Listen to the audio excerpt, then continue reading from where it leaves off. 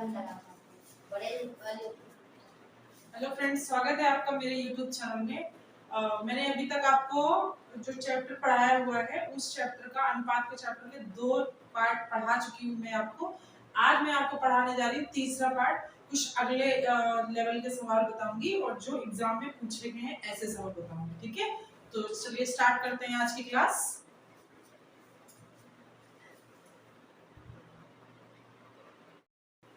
चलिए सवाल देखते हैं। लिखा किसी कक्षा में लड़के तथा लड़कियों की संख्या का अनुपात 2:3 है। लड़कियों की संख्या का अनुपात 2:3 है। यदि 20 लड़के तथा उतनी ही लड़कियां दाखिला ले लेती हैं तो अनुपात बदलकर 4:5 हो जाता है। तो उस कक्षा में लड़कियों की संख्या क्या है, ये पूछा गया है। तो पहले ही बताइए, जब 20 लड़के या 20 लड़कियां नहीं आई थी तो अनुपात कितना था? तब अनुपात था 2:3। ठीक है, ये बॉय है और ये गर्ल है। ठीक है, उसने बोला 20 लड़कियां और 20 लड़के दाखिला ले लेते तो अनुपात बदल के क्या हो जाता? 4:5। तो देखिए, अगर 20 लड़के बढ़े तो 20 लड़कियां बढ़े, यानी दोनों तरफ का जो हमारा अंतर है वो सेम होना चाहिए। यहाँ पे देखते हैं सेम है कि नहीं है। हाँ, दोनों तरफ हमारा सेम है। तो ये बताइए, ये 2 हमारा किसके बराबर है? इस 20 के बराबर है। तो 20/2 और जिसका पूछा गया उसका मल्टीप्लाई करा देंगे। लड़कियों की संख्या पूछी गई है कि उस कक्षा में लड़कियों की संख्या क्या है।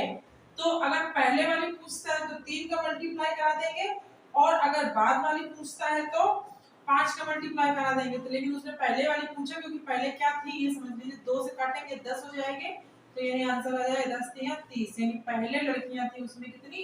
30 लड़कियां पढ़ती थी। अगर वो पूछ लेता कितने लड़के पढ़ते थे, लड़कों की संख्या बताइए, तो 2 से मल्टीप्लाई करा देते। अगर ये बोलता कि 20 लड़के के दाखिला लेने के बाद में उनकी संख्या कितनी थी, तो नीचे वाले रेशियो में मल्टीप्लाई कराते हैं, जिसका भी पूछते हैं उसका। ठीक है, नोट कर लीजिए।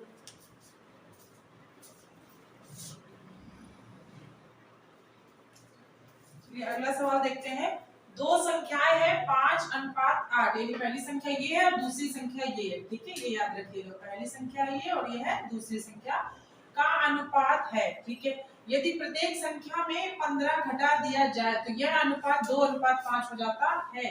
तो पहली संख्या क्या थी? सेम प्रोसेस वही चलेगा। पहली संख्या ये हो गया, दूसरी संख्या ये हो गया। पहले कितना था रेशियो? 5:8 का। जब 15 घटा दिया गया तो रेशियो क्या हो गया? 2:5 का हो गया। घट के कितना आ रहा? देखिए, एक चीज याद रखिए, उसने बोला 15 दोनों में घटाना है, तो दोनों में अंतर सेम होना चाहिए।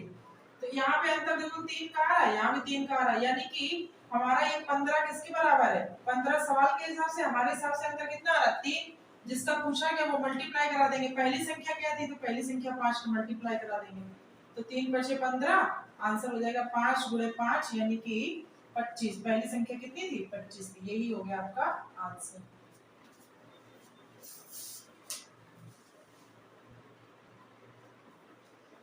सवाल पूछा गया है, किसी स्कूल के 3 कक्षाओं में विद्यार्थियों की संख्या का अनुपात है 9 12 16। ठीक है, यदि प्रत्येक कक्षा में 120 विद्यार्थी और दाखिला लेते हैं तो उनकी संख्या का अनुपात 15 18 22 हो जाता है। तो तीनों कक्षाओं में छात्रों की कुल संख्या कितनी थी? पहले वाला पूछा है। पहला क्या है? 3 कक्षाएं, मान लेते हैं 1 2 3। ठीक है, पहला अनुपात है 9 12 16 का। ओके, फिर उसने पूछा है कि 120 विद्यार्थी हर कक्षा में मतलब बढ़े हुए दाखिला लेते हैं, तो ये रेशियो बढ़ के कितना हो जाता है? 15 18 22। ठीक, तो पहले तो हम ये देख लेते हैं कि हमारा ये जो रेशियो सेम है कि नहीं है। तो देखिए, इधर 9 6 15, 12 6 18 और 16 6 22, यानी कि सब जगह हमारा 6 6 का अंतर है, यानी कि यहाँ हमें कुछ सही करने की जरूरत नहीं है। तो कंपेयर कैसे करेंगे? यहाँ पे कितना बढ़ाया है सवाल में? 120, और हमारे हिसाब से कितना बढ़ा है? 6 गुणा। पूछा क्या गया है? तीनों कक्षाओं में छात्रों की कुल संख्या कितनी थी? तो तीनों कक्षाओं का अनुपात पूछा गया, तो अलग अलग थोड़ा निकालेंगे, इन तीनों को जोड़ लेते हैं। तो ये होता है 6 2 8 8 और 9 9 8 17 की 7 और 1 2 और 1 3, यानी ये। ठीक है, तो इससे काट देंगे, 6 2 12 20, ये 20 हो जाएगा। तो 37 का गुणा कर देंगे 20 में तो हो जाएगा कितना, 2 सत्ते 14, 2 3 6 1 7, यानी कि तीनों कक्षाओं में पहले संख्या कितनी थी, 740 संख्या थी, यानी 740 बच्चे थे तीनों कक्षाओं में। ठीक है, नोट कर लीजिए।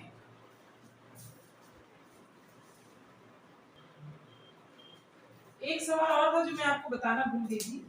ऐसा था, जैसे कि हमने बोला था अभी आपको ए बी सी 3 अंक का नाम मतलब बोलने के लिए रेशियो निकालने के लिए बताया था, बट अभी क्या है 4 का भी दे देते हैं 5 का भी दे देते हैं, ऐसा नहीं है।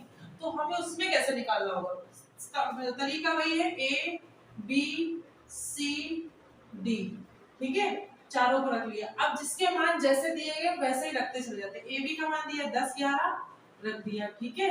फिर BC का मान दिया है 9 10, तो B का मान दिया है 9, तो नीचे रखेंगे। फिर क्या करेंगे, C के सामने 10, ठीक है। फिर C का मान दिया है 4 और उसका दिया 5, तो उसके सामने 5। आप कैसे निकालेंगे, बहुत लंबा मेथड नहीं यूज करेंगे, कोशिश करेंगे शॉर्ट करें, क्योंकि इसमें टाइम नहीं होता हमारे पास, क्योंकि लंबे कैलकुलेशन हो जाते हैं। आपको पिछली बार क्या मेथड बताया था मैंने, अगर आपने मेरी पिछली क्लास देखी होगी तो उसमें मैंने बताया था कि जो खाली जमीन पड़ी होती है ना, वो पड़ोसी कब्जा कर रहा है यहाँ पे। तो हाँ, और एक चीज है, बगल वाला पड़ोसी कब्जा करेगा, ऊपर नीचे वाला नहीं करेगा, ठीक है ना। तो ये जो खाली जो जमीन पड़ी है, पहले यहाँ से स्टार्ट करते हैं। इसकी जगह पर ये खाली पड़े, ये खाली पड़े, ये, तो इनके सामने ये 2 प्लॉट खाली पड़े हैं, तो भैया क्या करेगा, बोलेगा हाँ मेरा ही राज है यहाँ पे, ठीक है। इसके सामने एक ही है, चलो खैर कोई बात नहीं, एक ही से काम चला लेंगे। सेम 4 के सामने 2 प्लॉट खाली पड़े हैं, तो इसने घेर लिया। फिर इसके 9 के सामने 1 है, भर गई पूरी जगह। अब क्या करना है, इसका मल्टीप्लाई करा देना, सामने सामने कराना है मल्टीप्लाई, ठीक है, सबका सामने सामने मल्टीप्लाई कराएंगे। एक चीज याद रखो, कैलकुलेशन को छोटी करने के लिए जितना हो सकता है उसको काट देते हैं। पहले देखिए 2 दूनी 4, 2 दूनी 4, 2 दूनी 4, अब यहाँ तो 4 नहीं है तो 2 5 6 10। यानी एक चीज मैंने आपको बताई थी, बहुत ज्यादा ध्यान देने वाली चीज है, कि मैंने आपको बोला था किसी के साथ नाइंसाफी नहीं करनी है। अगर मैंने यहाँ 2 से काटा तो यहाँ भी 2 से काटेंगे, यहाँ भी 2 से काटेंगे, तो यहाँ भी 2 से काटेंगे, जरूरी नहीं सीरीज से होगा तो ही काटेंगे, उससे मल्टीप्लाई में है ना, तो कोई भी नंबर काट सकते हैं। तो यहाँ पे क्या बचा, 9 दूनी 18, और 18 में 10 को मल्टीप्लाई करेंगे 180, ठीक है। और फिर ये 9 दूनी 18, और 18 में 11 को मल्टीप्लाई कराएंगे 198। फिर 10 दूनी 20, और 20 में 11 को मल्टीप्लाई कराएंगे 220। अगला देखिए 55 25, 25 का अगर हम 11 में मल्टीप्लाई कराएंगे तो सीधा सीधा तरीका क्या है, 2 को 2 लिख दो, 5 को 5 लिख दो, इन दोनों का जोड़ करके लिख दो, यानी 275, ठीक है।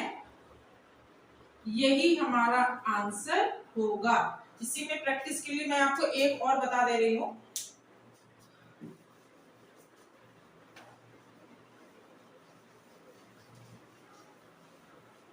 देखिए ए बी बराबर मान लेते हैं 2 3, इसके बराबर मान लेते हैं 4 5, और इसके बराबर मान लेते हैं 5 4, ठीक है। सेम प्रोसेस है, A B C D. A B की जगह जो नंबर है वो लिख देंगे, बी सी की जगह जो नंबर है वो लिख देंगे, यहाँ से सॉरी, और सी डी की जगह जो नंबर है वो लिख देंगे, यहाँ से याद है। अब जल्दी जल्दी प्लॉट घेर लो भैया, टाइम नहीं है, तो इनको इनको दिखा दिया, इनको इनको दिखा दिया। ये भैया 5 ने 2, 5 को 2 प्लॉट मिल गए और 4 को एक ही प्लॉट मिला, ठीक है। ये प्लॉट भर गए, लाइन हटा देना। अब क्या करना है, पहले तो काट लेते हैं, अगर कुछ कट रहा है तो। ये देखिए कुछ कट रहा है, कुछ कट रहा है, हाँ क्या कट रहा है, 5, इससे ये और ये कट रहा है, ठीक है। तो बचा क्या, 2 चौको 8, 4 3 12, 5 3 15, और 4 3 12, ये हमारा हो गया आंसर, ठीक है। ऐसा तरीका आपका।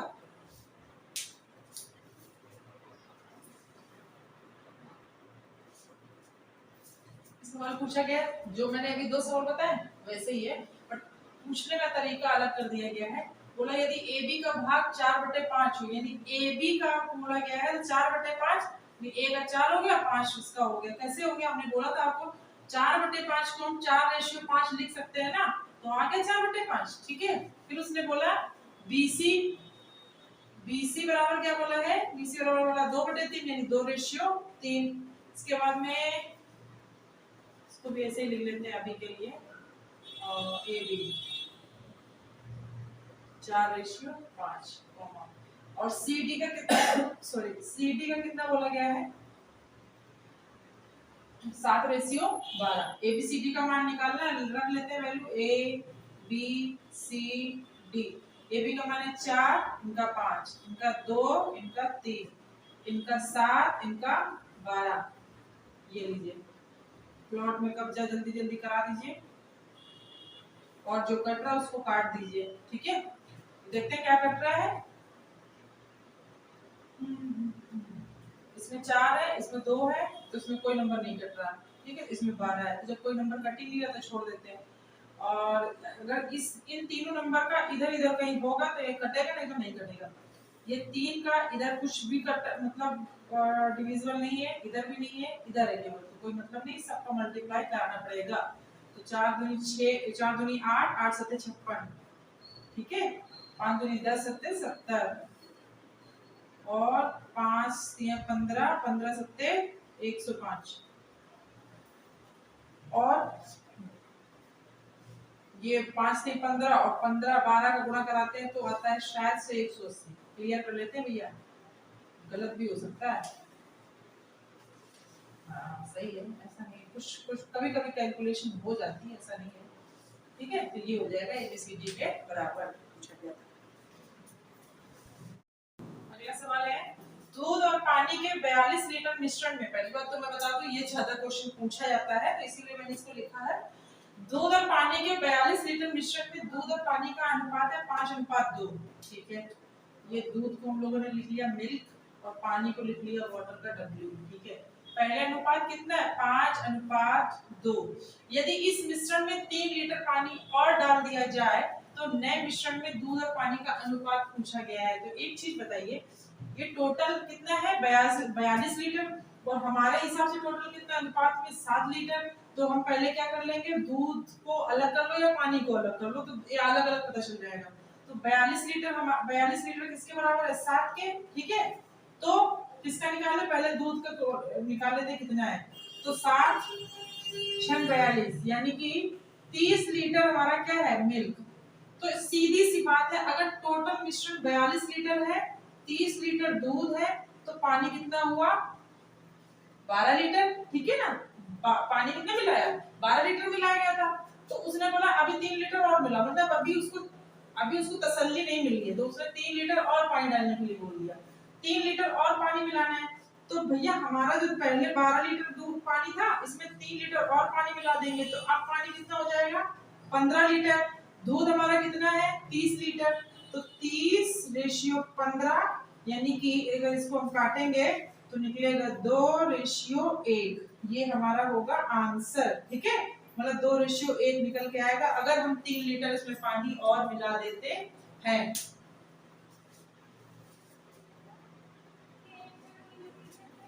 अगला सवाल है किसी व्यक्ति की आय और व्यय 11:10 के अनुपात में है। यदि प्रतिवर्ष 9,000 की बचत करता है तो उसकी मासिक आय बताओ। एक चीज इस सवाल में ध्यान देना, कई लोग क्या करते हैं जल्दबाजी में क्या करेंगे कि निकालेंगे कि मतलब इधर दिया है जो मासिक किसी व्यक्ति की आय और व्यय का अनुपात दिया है ये, और ये भी मासिक अनुपात है। ठीक है, और प्रति वर्ष उसने कितनी बचत करता है 9,000 रुपए की, तो मासिक आय बतानी है। तो एक चीज याद रखिएगा कि दोनों में डिफरेंसेस है, तो ये डिफरेंस क्लियर करना है। तो देखिए आय यानी इनकम और खर्च, यानी ये आय हमारी है 11 और खर्च हमारा है 10। तो सीधी सी बात है, अगर हम 11 रुपए कमा रहे हैं 10 रुपए खर्च कर रहे हैं तो हम बचा कितना रहे 1 रुपए, तो उसके हिसाब से कितना बचा रहे हैं 1 बराबर हमारा 9,000। लेकिन ये चीज बताइए ये हमारा 9,000 वो मंथली तो नहीं बचा रहा ना, ये 9,000 उसने 1 साल में बचाए हैं। तो हमें यहाँ से निकाल लेना पड़ेगा पहले कि 1 महीने में कितना बचा रहा। तो 12 सत्ते 84 बचेगा 6, 12 पंजे 60, यानी 1 महीने में वो बचा रहा है 750 रुपए। तो उसने बोला है कि उसकी मासिक आय बताओ। अब हम इस 750 में इसमें गुणा करा देंगे, 750 में 750 का गुणा कराएंगे 11 में तो आंसर आ जाएगा 0, 55 की 5 77 और 8250 रुपए महीने का वो कमाता है। ठीक है, कई लोग क्या करेंगे कि 1 बराबर 9,000 तो 9,000 का इसमें गुणा करा देंगे 11 में तो 1 महीने में 99,000 कमाने लगेगा। ठीक है, तो बस शब्दों में ध्यान देना है, कई बार इससे मिस्टेक होती है। ठीक है, और आपके ऑप्शन में भी 99,000 दिया होगा। आजकल क्या हो गया, एग्जामिनर ना बहुत होशियार हो गया। तो जब आपका ऑप्शन होगा तो ऑप्शन पता क्या होगा, ऑप्शन होगा 8250, 8000, 90,000 और हो गए 99,000। तो आप फटाक से ऐसे निकालोगे, इसमें टिक कर दोगे और आपका आप घर पे आओगे खुश रहोगे कि हाँ हाँ मैंने सही किया सही किया। जब आंसर शीट आती तब पता चलता है अरे यार इसमें तो मासिक पूछा गया था, हमने ईयरली बता दिया, है ना।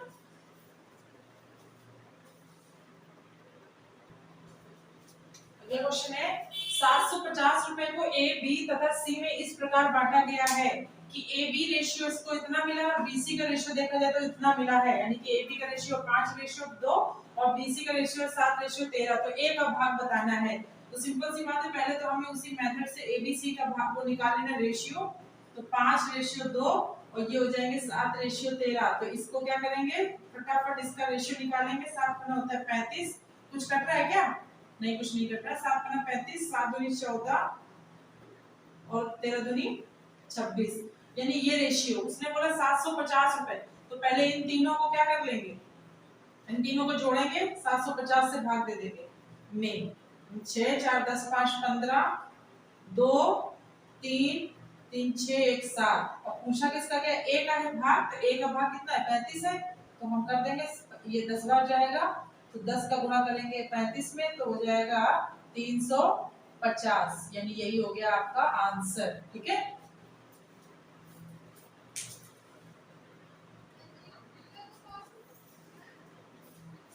तो इसी के साथ में आज की क्लास में यहीं तक कंटिन्यू करूंगी। मतलब यहीं से ओवर कर रही हूँ। जो मैंने लास्ट 2 सवाल बताए हैं ये आपके एग्जाम में पूछे गए थे और भी पहले वाले भी एग्जाम में पूछे गए हैं।